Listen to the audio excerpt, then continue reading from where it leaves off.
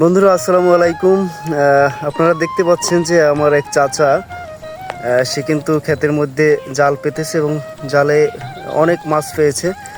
তো একটা মাছ যে জাল থেকে ছাড়াচ্ছে সেটার দৃশ্যটা আপনাদের দেখাচ্ছি। চাচা দেখি কি মাছ পাইছেন? শিং মাছ। শিং মাছ আরও পাইছেন না? কই খোলেন।